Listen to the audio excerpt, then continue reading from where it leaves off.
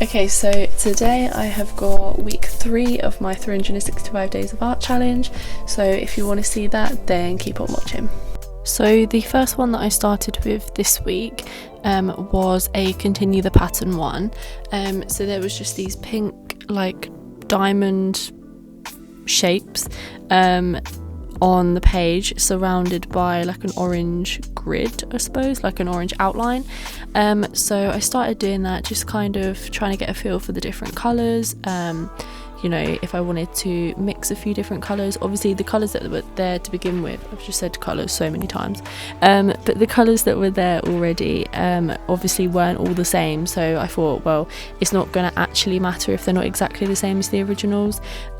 So I just kind of took a few different shades. I've got some more pinky shades, some more red shades, some more purple shades, but what I did do is I kind of kept the orange boxes the same.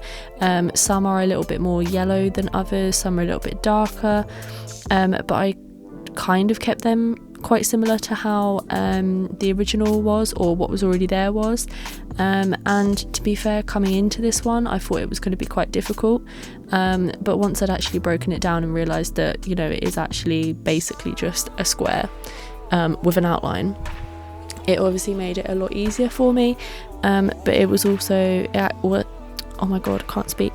It also became quite therapeutic, quite relaxing to do this, because it's just repeated over and over again.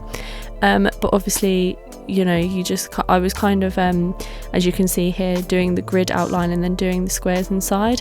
I thought it would kind of be easier to map out the actual grid pattern than it would be to map out the correct space in between each box, so that I could then add the orange outline. So I did the orange first and then added the boxes inside. Obviously, as you can see here, I'm using some different variations in colours, some darker colours, some lighter, and I just thought this would create a more interesting pattern to look at.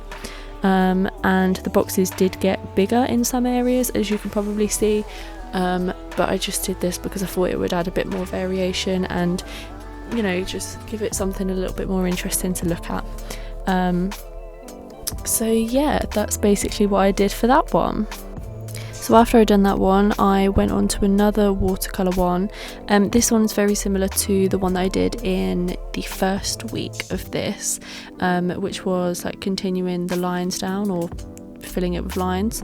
So this one I'm basically doing the same thing, but it said on there to use a large paintbrush, but obviously as I'm using watercolours and I was using my watercolour brushes, I don't actually have any larger than that, but what I just did instead was I did a couple paint strokes until it was kind of a similar thickness to the line that was already there. And then I just went down the page choosing different colours, as you can see. There was no kind of rhyme or reason to which colour I chose. I just kind of chose one as I thought it would look good in the pattern. Obviously, as you can see, I kind of broke it up a little bit, so I haven't really got greens next to greens or blues next to blues. But yeah, that was that one. It was really simple but quite effective, and I do actually really like that page. So yeah, I actually did really quite enjoy that one, and like I've said in previous videos, it's nice to just have one that you can literally do within 5-10 minutes, and that's that. Obviously, you know, as this is one for you to do, you know, one a day, it's nice to have ones that aren't going to take as long. But as you can see here, we're already well into the next one. So the next one was all about practicing drawing faces.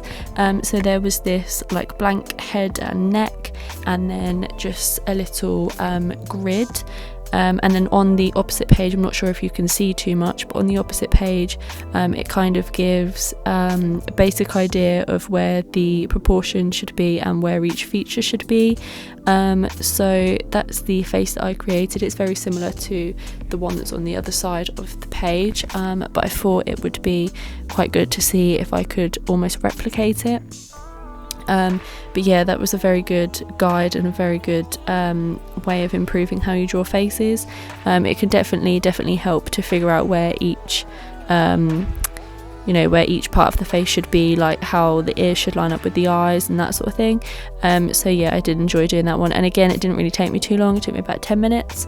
Obviously, if you was to perfect it, or you wasn't too great at drawing faces. I mean, not that I am, but it may take a little bit longer, but obviously that's something that you can set aside if you wanted to do that one.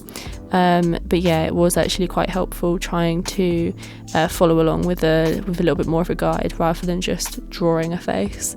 But the next one that I did, again, we're already well into this one. This was another simple watercolor one. This one, again, similar to one that I did last week, with the different coloured dots. This one is like circles, I guess basically bigger dots. So yeah, I just kind of went through with my watercolours and just chose different colours, kind of, as you can see, tried to spread them out, separate them a little bit so that I didn't have lots of the same colour next to each other. And what I did on these, as you can probably see, I was kind of trying to add a little bit of like a gradient, a little bit of a shadow on some of them. So instead of just having one block colour, I did kind of a lighter wash and then added a little bit of a darker colour over the top. Just to kind of add a little bit more definition, a little bit more shape, and again something a little bit more interesting to look at rather than just some dots on a page. But yeah, with this one I did obviously, well, it's not obvious at all, but I did consider doing like a gradient like I said last week with the other one that I did, but I just thought, you know, it's going to be a little bit more interesting to look at if it's different colours. So I chose to do different colours because I thought, you know, at the end, once this book's finished, this will be one of the pages that hopefully stands out as you flick through the page, just based on how bold and how colourful it is. So yeah, that was kind of what I wanted to do with that. As you can see, I've just added 3 much darker dots there, or not dots, circles there. I didn't actually realise how dark that colour was. I thought it was like a green, and then I put it on the page and realised that it definitely wasn't. So yeah, I've got 3 like darker dots in there, but hopefully that's not too distracting from the rest of it, obviously because the red is quite dark. We've also got quite a dark green. I'm kind of hoping that it's just gonna blend in a little bit and not be so noticeable. So the next one I'm going on to here was just colouring in the shapes. So with this one, again, I chose to use watercolour, and with this one I tried to add a little bit more shadows, a little bit more highlights on this one, and I just went through and just, yeah, coloured it in, but with watercolour. I chose to do kind of a bit more of a colour theme on this one. So you'll notice that all of the colours in this one are either red, pink or purple.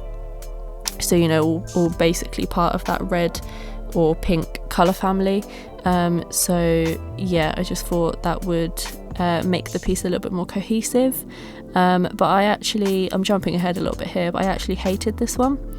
I really liked the idea that I had in my head. The execution just wasn't how I wanted it. I really struggled with this first one that I did. I think maybe because I'd done red and pink, I had hoped that it wouldn't come out like that, obviously because red and pink can clash a little bit. So I was hoping that it wouldn't come out like that, but it kind of did. I tried adding highlights, tried adding a few more shadows, but I still wasn't really happy with it. So in the end, I just kind of left it and moved on. And then as I just kept going through this, it kind of, to me, it just kept getting worse and worse. I just disliked each and every one that I was doing as I was doing it. And I was trying to think of ways that I could rectify that or fix it, and it just wasn't really happening. So I just carried on, I just persevered with it, hoping that maybe the next one that I would do would look good and it would kind of overshadow the others that I wasn't too happy with, but that never really kind of happened. That never really happened. So I just kept going. With this one, I really think it was the dots that let this one down. I kind of went into it thinking, oh, it would be nice to have darker dots instead of lighter dots, and then, you know, have like a lighter background. That didn't quite work out, so with this one I thought, right, I'll do a light purple and then do darker purple dots. And again, I feel like this one looked a little bit better, but still wasn't that happy with it. But again, kept going because I didn't really have much left at this point. I just had 3 block colour ones and then one that would be 2 different colours. So this one I just went with a basic red and then put a couple shadows on, just try to put a little bit of depth in there. This one I went with kind of like a darker purple, which almost looks a little bit blue, but I actually quite liked this one, and then added more of a reddy purple. Well, it's still quite cool toned to be fair, but just a little bit of a more purple than blue.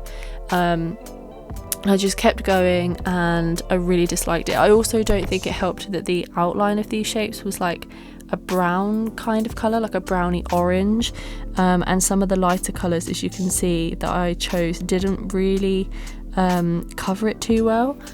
So what I did is I just went back in the end and tried to blend a few bits that I wasn't too happy with, and just see if that would help at all. I tried to pick a final colour for this one, hoping that it would pull the whole piece together and make it look brilliant, but as you could probably guess, it did not do that.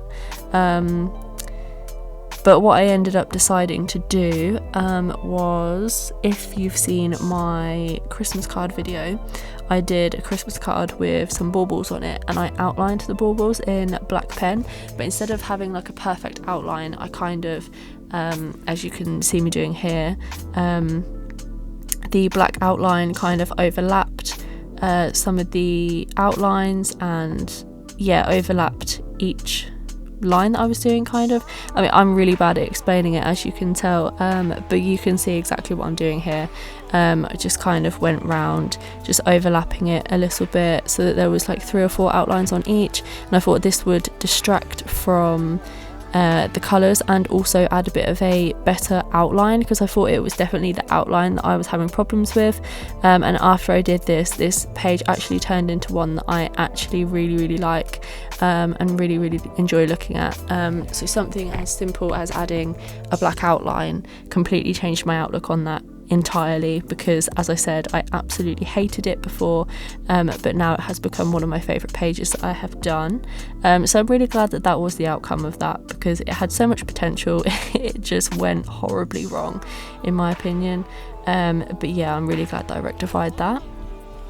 So the next one that I did was this like colour wheel. It's not a colour wheel, it was basically a wheel with different sections in it, and it just said to fill it with different colours that I thought would look good together. But what I actually tried to do, or did, was a rainbow gradient sort of thing. So I just looked at how many sections I had, and then I did like 2 for red. So obviously I've got that red and then a bit more of a pink. Then I did, well, I had 3 for orange, kind of 3 or 4 for orange, 2 or 3 for yellow, so that took a big section up, and then, you know, I'm sure you know how rainbow works, just carried it on round. I had another 2 for green, another 2 for blue, and then another 2 for I suppose indigo and violet. Indigo and violet are kind of both purpley, but I basically did purple and pink at the end, just to kind of bring it back together. I did the purple next to the blues and then the pinks next to the reds. I just thought this would look quite cool together. Obviously you're pretty much using all of the colours that you possibly can. Again, I could have done a bit of a gradient here. I could have kept it very 1 colour, even 2 colour maybe, but I just wanted this to again stand out against the others. You know, I'd like this book to have a lot of standalone pieces in it, as simple as they may be. Like this one, it's very simple, but obviously as you flick through, it's not just, you know, you're going to go through and think, oh, that's cool, you know, it's colourful, whatever.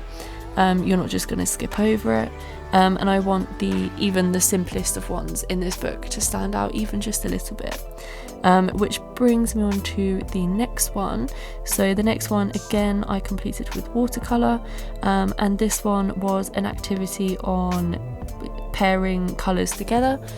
So obviously you can see there was 2 examples at the top, and then there were 2 colours given below, and you basically just had to pair together 2 colours that I thought worked well together. So with the first one that was there, I did blue and then a green, and then I did red and like a purple colour, because if you know colour theory, well, if you know colour theory at all, this will definitely help you out with what colours will match and what colours will look nice next to each other. Obviously, you know, you've got like the opposite colours look good together, colours that are next to each other look good together. So I just kind of tried to copy this kind of very general colour theory rule throughout, and that helped me pair together some colours, and as you can see, obviously, I just went through with my watercolours and just put these different colour combinations together, little colour pairs, and yeah, I actually, again, for an activity that took me less than 20 minutes, I think it took me about 10, maybe 15 minutes. It was quite relaxing to do. You know, it gets you thinking about different colours and putting them together. So yeah, it's a really good little activity that helps later on with art. And then the last thing I did was, as always, I just went through on the tracker at the front and just marked off each day that I had done this week. So that was this week's 365 Days of Art Challenge. If you liked this and you want to see some more, make sure to like, comment and subscribe, because I'll be uploading these each week. Let me know down in the comments which one was your favourite. But yeah, thanks for watching, and I'll see you next time. Bye!